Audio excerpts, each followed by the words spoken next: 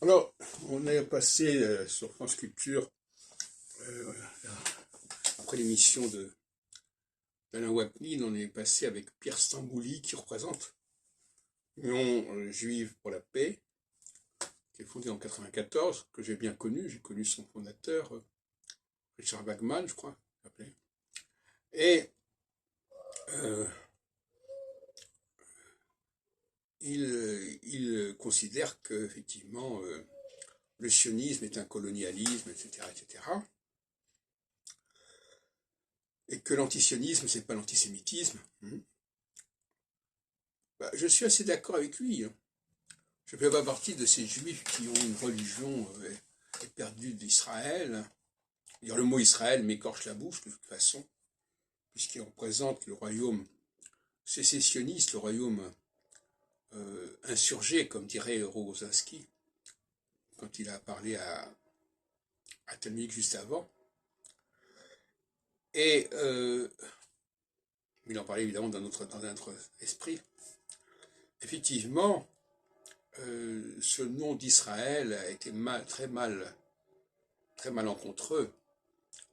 Quand on connaît l'histoire de la Bible, l'histoire de l'Ancien Testament, ça ne tient même pas debout. Il n'y a que dans le livre de l'Exode que l'on parle d'Israël d'ailleurs, des Bnei Israël. Ce qu'oublie de dire d'ailleurs Rogozinski. Et donc pour revenir au livre de Pierre Stambouli,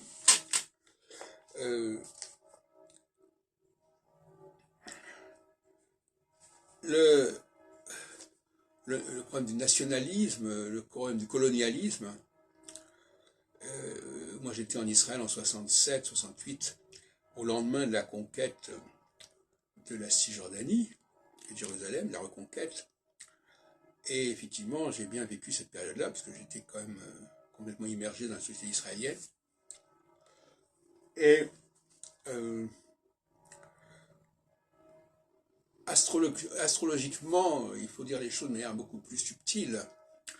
Il y a des périodes unitaires, où l'on veut englober des populations extrêmement diverses, et des périodes, au contraire, où on voudrait que chaque groupe assume sa particularité, son identité.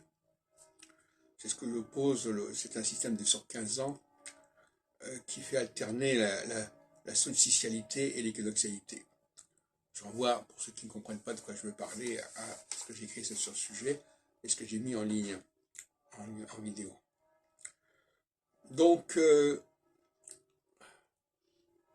il est un fait que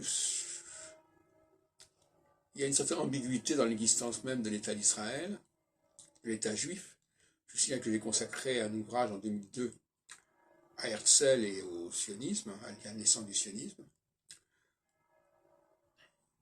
Ça s'appelle le sionisme et ses avatars au tournant du XXe siècle, par une édition RAM 4. Donc,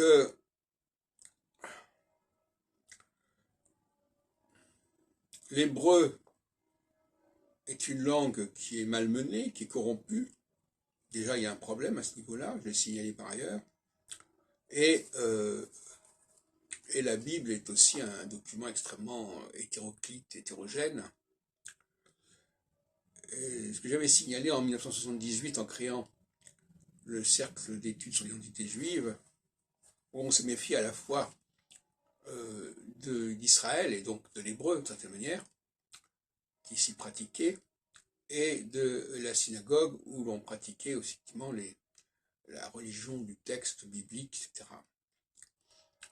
Dans les deux cas, il ne s'agit pas d'un rejet complet, il s'agit d'une volonté de réforme qui n'a pas été effectuée, qui n'a pas été réussie.